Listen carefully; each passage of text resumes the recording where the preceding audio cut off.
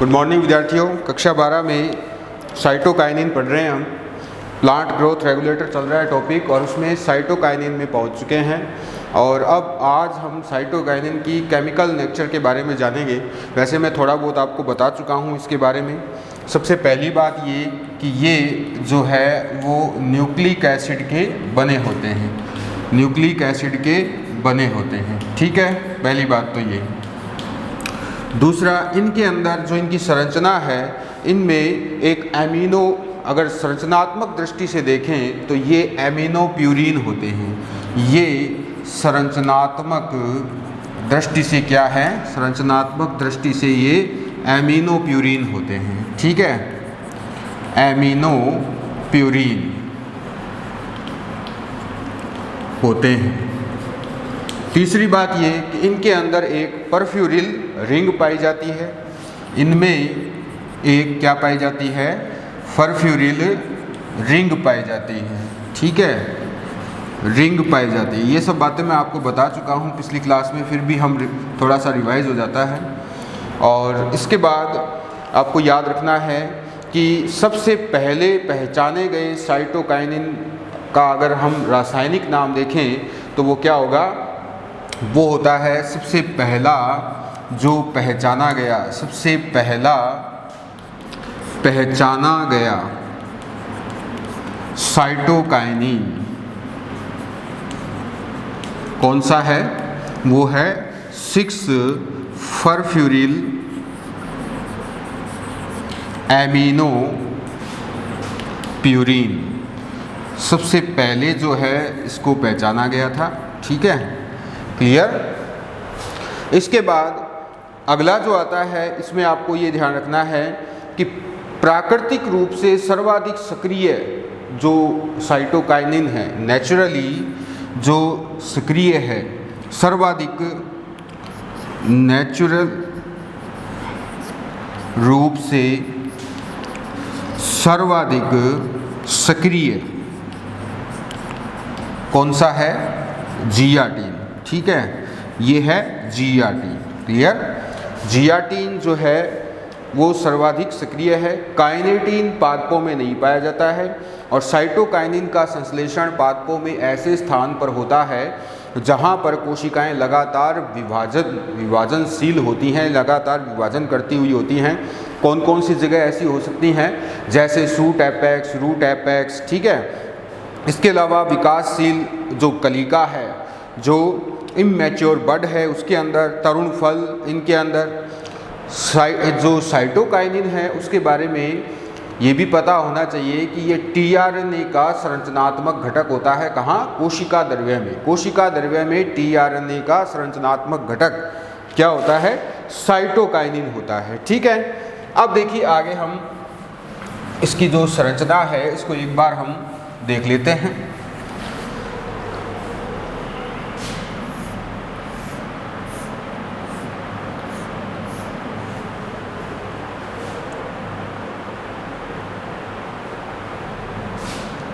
इसको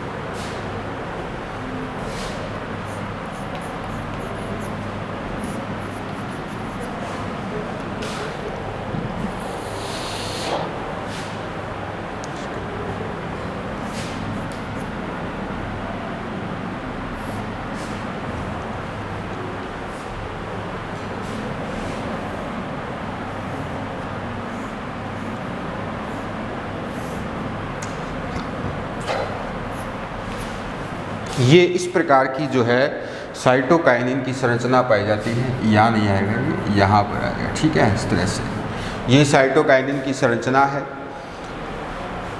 तो इसके अंदर एक परफ्यूरिल वलय है और उसके साथ जो है जो CH2 ग्रुप इसके अंदर जुड़ा हुआ है। ठीक है, 6 कार्बन है। आगे देखते हैं।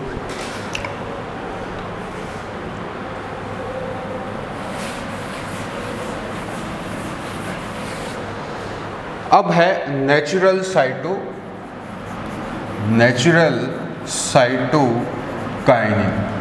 इनके बारे में एग्जाम्पल आपको पता होना चाहिए। देखिए नेचुरल साइटोकाइनिन जो है, जैसे नारियल का तरल जो भ्रूणपोष है जिसे हम कोकोनट मिल्क कहते हैं, इसके अलावा मक्का के अपरिपक्व फल, ठीक है, मक्का जिया मेज, और जो सेब के पुष्प और फल हैं वहाँ पर, टमाटर के फलों में, पाइनस, तंबाकू, इनके जो तंबाकू और एक और पादप है जिसका नाम है यूकेलिप्टस, उसकी कैम्बियम, और मटर के सीडलिंग, मटर के नवोद्भिद, सूरजमुखी की जड़ें, इनमें क्या पाया जाता है, इनके स्त्राव में साइटोकाइनिन पाया जाता है। ठीक है, इसके अलावा अन्य पादपों में भी पाया जाता है।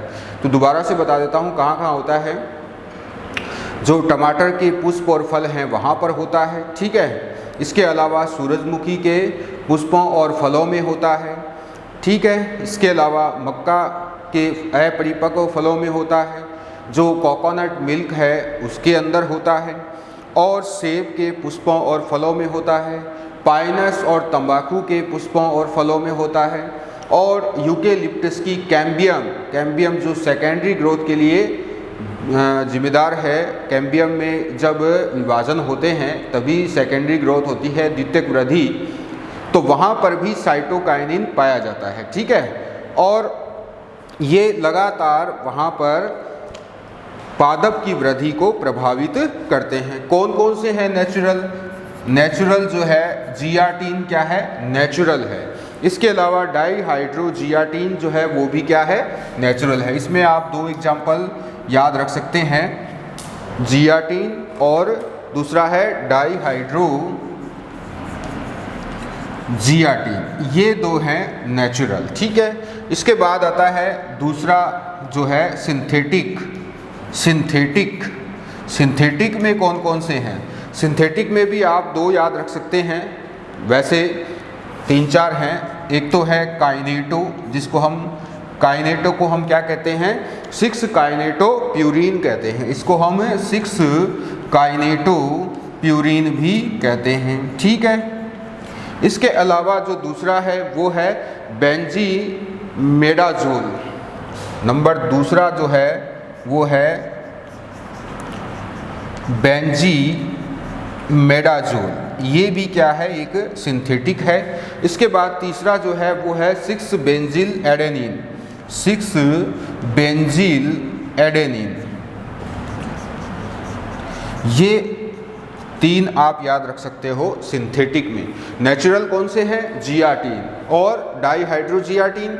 सिंथेटिक में काइनेटो है जिसको हम 6 काइनेटोप्यूरिन कहते हैं, बेंजील मेडाजोल है, और इसके अलावा जो है बेंजील एडेनिन है, ठीक है। आगे चलते हैं, इसके कार्यकी प्रभावों के बारे में पढ़ते हैं। क्या क्या इसके कार्यकी प्रभाव हैं।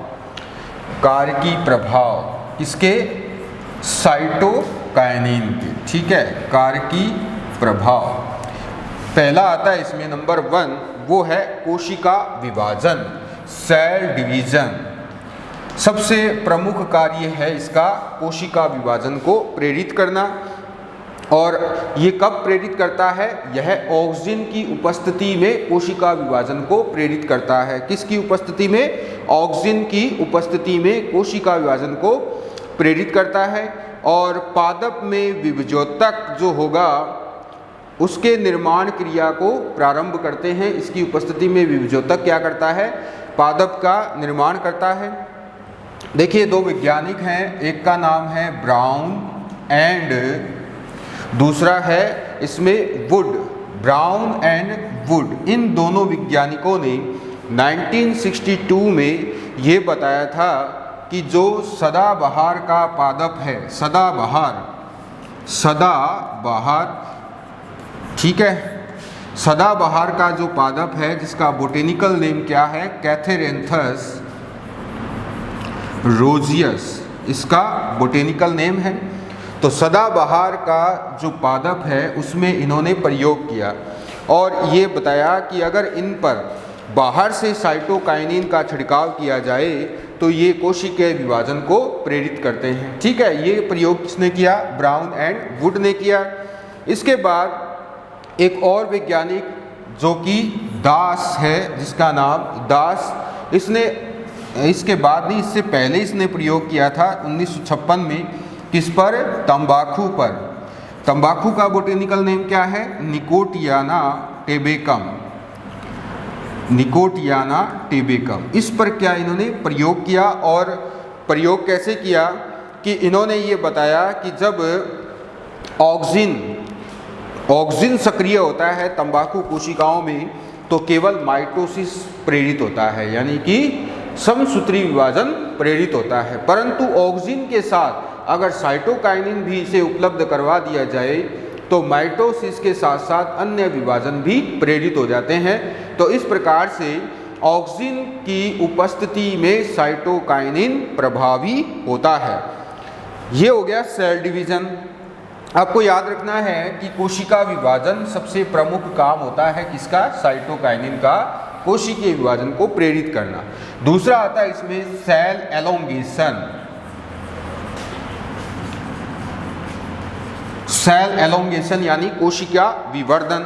तो कोशिका विवर्धन को भी ये प्रेरित करते हैं और इसके लिए अरोरा और कैपलर ने 1959 में प्रयोग किया। अरोरा एंड कैपलर, इन्होंने 1959 में क्या प्रयोग किया? इन्होंने तंबाकू पर प्रयोग किया और ये बताया कि जो तंबाकू की मूल कोशिकाएं हैं, जो जड़ की कोशिकाएं हैं, वो साइटोकाइनिन के प्रभाव से 4 गुना अधिक विवर्धन कर सकती हैं। यानी कि जो नॉर्मली उनमें एलोंगेशन होता है उससे भी 4 गुना ज़्यादा की गति से वो क्या कर सकती हैं? विवर्धित हो सकती हैं।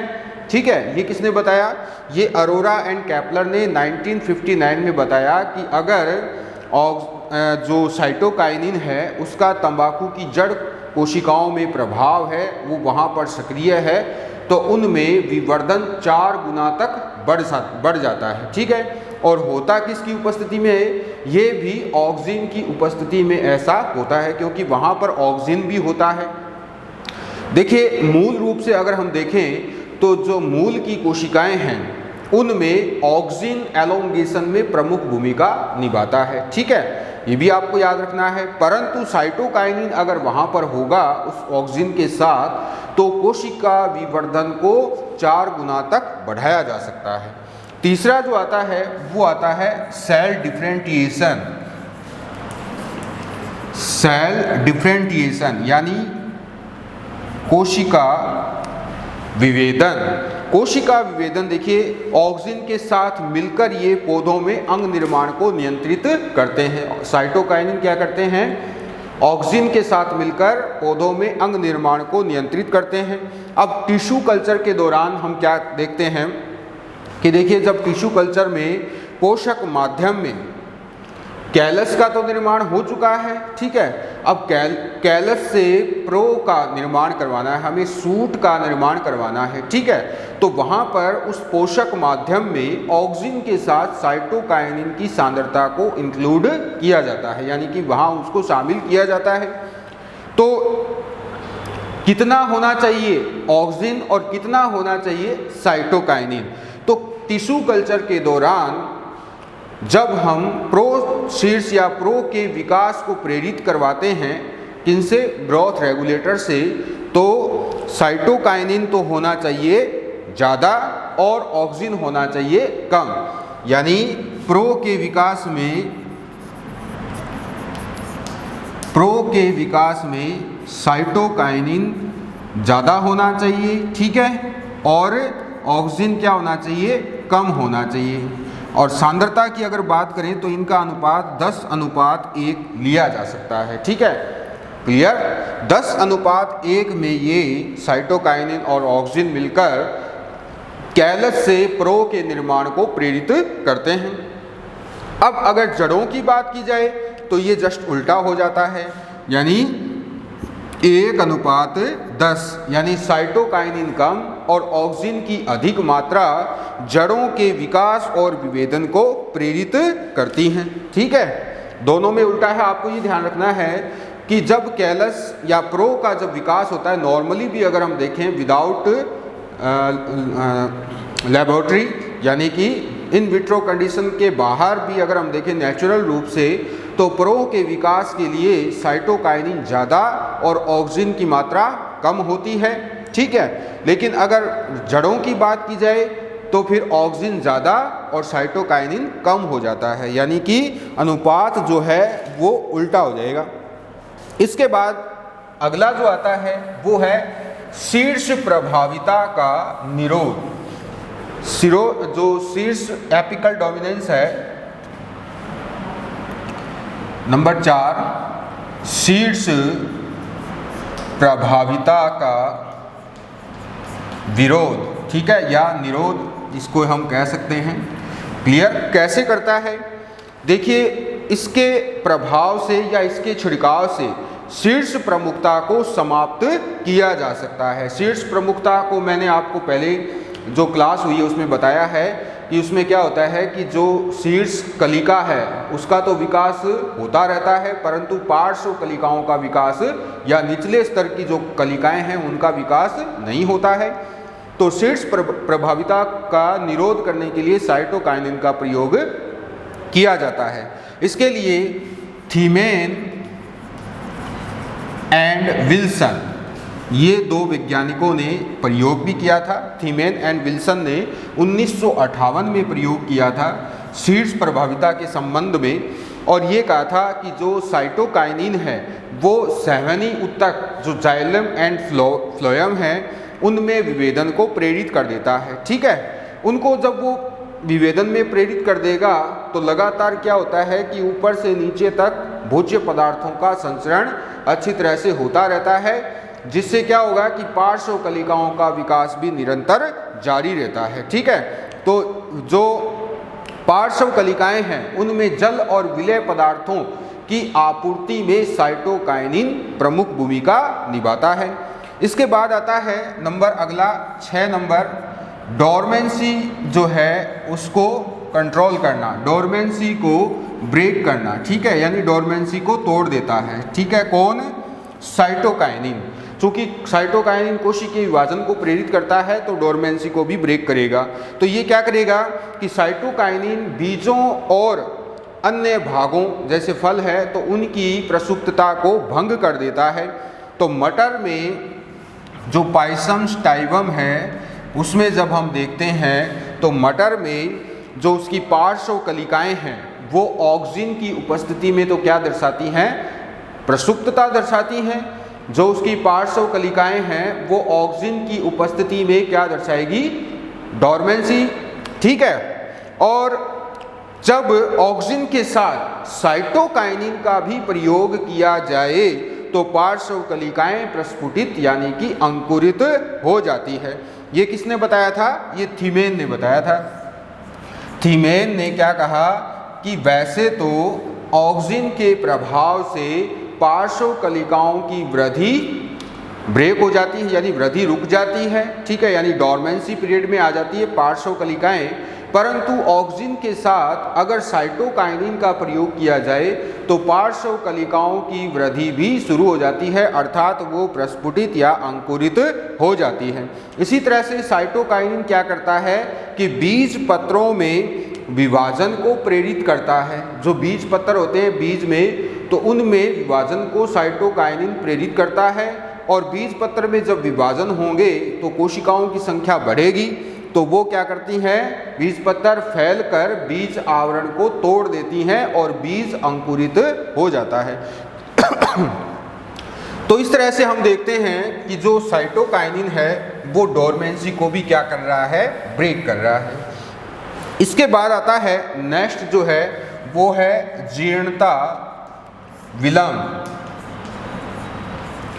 जीर्णता का मतलब है कि जो पादप की वृद्धि है वो एक तो अधिक तेजी से होती है और कम समय में ही उसमें जो जीर्णता के लक्षण हैं वो दिखाई देने शुरू हो जाते हैं। तो पादपों में साइटोकाइनिन क्या करता है, जीर्णता को रोकता है। ठीक है, पादप की आयु को बढ़ाता है, जीर्णता को रोकता है। अब नॉर्मली क्या होता है कि जीर्णता से पहले अगर पत्तियों की बात की जाए तो पत्तियों में क्या होगा कि प्रोटीन है, न्यूक्लिक एसिड है, ठीक है, इसके अलावा जो पर्णहरित है जिसे हम क्लोरोफिल कहते हैं, क्लोरोफिल, इनका विघटन शुरू हो जाता है। कब? जीर्णता से पहले शुरू हो जाता है, जिससे क्या है, जीर्णता अधिक तेजी से आती है। तो साइटोकाइनिन क्या करता है, साइटोकाइनिन के प्रभाव से इनका अपघटन धीरे हो जाता है, यानी कि कम हो जाता है।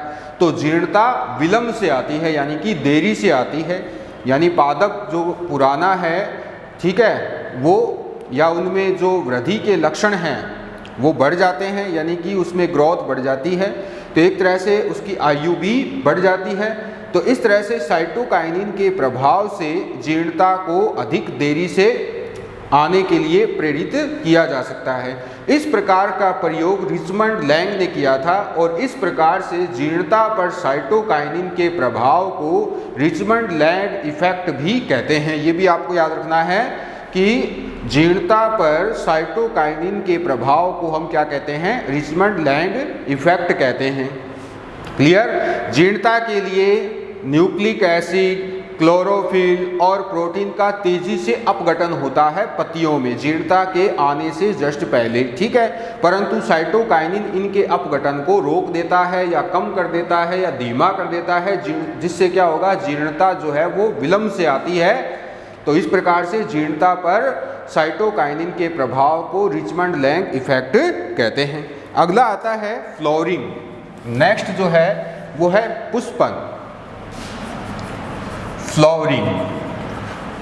तो साइटोकाइनिन क्या करता है, माहेश्वरी ने, जो माहेश्वरी है, इसने प्रयोग किया था। इन्होंने अपने प्रयोगों के बाद ये बताया 1982 में, 1982 में इन्होंने ये बताया कि जो एसडीपी प्लांट है, एसडीपी यानी शॉर्ट डे प्लांट, यानी जिनको प्रकाश की दिन की कम अवधि की आवश्यकता होती है, तो एसडीपी जैसे पादप हैं, जैसे वुल्फिया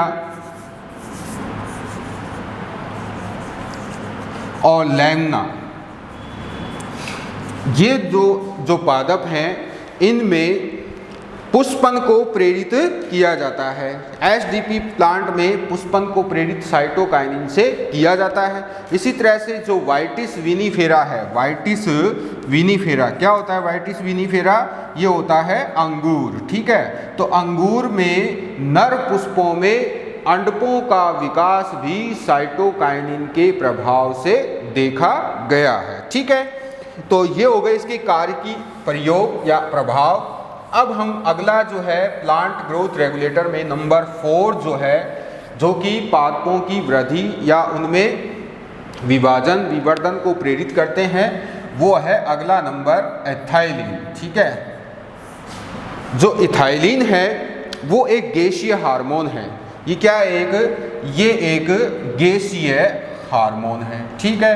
पहली बात तो ये गैसीय हार्मोन है और ये फल परिपक्वन के लिए उद्दीपक का काम करता है। फल परिपक्वन के लिए क्या करता है, ये उद्दीपक का काम करता है, ठीक है, उद्दीपक का काम करता है, ठीक है, स्टिमुलेट करता है ये। और इसके बाद इसकी सांद्रता की बात की जाए तो इसकी सांद्रता जो है, प्रभावी सांद्रता कितनी रहती है, 0.1 से 10 ppm। ppm का मतलब होता है पार्ट्स पर मिलियन, इसे मिलीग्राम पर लीटर से भी बता सकते हैं, ठीक है, इसे मिलीग्राम पर लीटर भी बता सकते हैं, ठीक है। इसको हम ppm को मिलीग्राम पर लीटर भी लिखें तब भी सही है। तो ppm यानी पार्ट्स पर मिलियन। तो इसकी सांद्रता यहाँ से 0.1 से लेकर 10 ppm तक की जो सांद्रता है, तक की सांद्रता वो प्रभावी होती है, ठीक है। इतनी सांद्रता इसकी प्रभावी होती है, काफ़ी होती है इसकी। इसके बाद एक वैज्ञानिक जिन्होंने प्रमाणित किया कि यह एक प्राकृतिक गैसीय हार्मोन है, वो है आर गैने। ये आर्गेने जो है इसने 1934 में ये बताया कि यह एक प्राकृतिक गैसीय हार्मोन है और यह पादप के सभी अंगों द्वारा संश्लेषित होती है। जो इथाइलिन गैस है वो पादप के सभी अंगों द्वारा संश्लेषित होती है और फलों के परिपक्वन और उनकी वृद्धि को उद्दीपित करती है, यानी स्टिमुलेट करती है। और इसकी उच्च सांद्रता कहाँ पाई जाती है? इसकी उच्च सांद्रता पत्तियों में पाई जाती है, जो सुसुप्त कलिकाएं होती हैं, ठीक है, उनके अंदर पाई जाती हैं और पुष्पों में पाई जाती हैं। फलों के परिपक्वन के साथ साथ इसका निर्माण बढ़ जाता है। जैसे जैसे फल जो हैं वो मैच्योर होते जाते हैं वैसे वैसे इथाइलिन का निर्माण भी बढ़ता जाता है। तो एक वैज्ञानिक है जिसका नाम है कोसिन्स, इन्होंने 1910 में सबसे पहले जो है सुझाव दिया था कि संतरों और केलों को जब एक साथ रखा जाता है तो संतरे से ऐसी गैस निकलती है जो कि केले के इमैच्योर फलों को पका देती है, जल्दी पका देती है। तो उसने क्या कहा कि केलों को अगर जल्दी पकने से रोकना है तो संतरों और केलों को एक साथ नहीं रखना चाहिए, क्योंकि संतरों में इस प्रकार की इथाइलिन गैस का स्राव होता है जो कि केलों, जो कच्चे केले होते हैं उनको जल्दी पका देती हैं। आगे हम इसके डिस्ट्रीब्यूशन को देख लेते हैं। इसका डिस्ट्रीब्यूशन यानी वितरण कहाँ कहाँ है पादप में और किस तरह से इसका परिवहन भी देख लेते हैं, साथ ही परिवहन कैसे होता है। देखिए, यह एक गैसीय हार्मोन है तो इसके अणु सूक्ष्म होते हैं और साथ ही साथ जल में विलय भी होते हैं। तो यह मुख्यतः उच्च पादपों में पाई जाती है। तो पादपों के प्रोसीड्स, जो इसके सूट एपेक्स हैं, लीफ एपेक्स हैं या लीफ है, फ्लावर है और फलों में इसकी उच्च सांद्रता होती है। तो ये माना जाता है कि जो इंडोल एसिटिक एसिड है यानी ऑक्सिन, ये इथाइलिन निर्माण को प्रेरित करता है। इथाइलिन के निर्माण को कौन प्रेरित करता है? ऑक्सिन। जो सबसे पहले हमने ग्रोथ रेगुलेटर पढ़ा था वो ऑक्सिन ही था। तो ऑक्सिन इथाइलिन के निर्माण को प्रेरित करने वाला भी हार्मोन है और प्रोसीड्स इसका मुख्य निर्माण स्थल होता है। किसका निर्माण स्थल होता है? मुख्य रूप से प्रोसीड्स वो होता है इथाइलिन का निर्माण स्थल। पादप उत्तकों में इनका परिवहन कैसे होता है? तो पादप उत्तकों में इनका सूक्ष्म परिवहन विसरण, सरल विसरण द्वारा, सामान्य विसरण विधि द्वारा अंतरकोशिकीय अवकाशों में हो जाता है। जो बीच बीच में कोशिकाओं के अवकाश पाए जाते हैं उन अवकाशों में इथाइलिन गैस का विसरण हो जाता है। और इसका अगर अप्राकृतिक निर्माण करना है तो फिर इथेफोन का उपयोग या प्रयोग किया जाता है। तो इथाइलिन जो है वो एक गैसीय हार्मोन है, ठीक है। और यह जो शीर्ष भाग हैं, जैसे प्रोसीड्स हैं, फल जो परिपक्व होते हैं वहाँ पर, पुष्पों में, यहाँ पर ये पाया जाता है। लगभग पादप के सभी भागों में इथाइलिन का निर्माण होता है। जल में ये विलय, इसके अणु जो हैं जल में विलय होते हैं और बहुत ही सूक्ष्म होते हैं और वो अंतरकोशिकीय अवकाशों से विस्तृत होते हैं। एक अवकाश से दूसरे अवकाश में इस तरह से ये लगातार विस्तृत होते जाते हैं और पादपों में खासकर फलों के परिपक्वन में मुख्य भूमिका निभाते हैं, ठीक है। तो बाकी का जो इथाइलिन है वो हम अगली क्लास में देखेंगे। अगली क्लास में हम इसकी संरचना के बारे में जानेंगे और इसके कार्य की अनुप्रयोग क्या क्या हैं वो भी देखेंगे। और फिर एक बचेगा एब्सिसिक एसिड, तो कोशिश रहेगी कल ही उसको पूरा करवा दिया जाए। तो थैंक यू आज के लिए।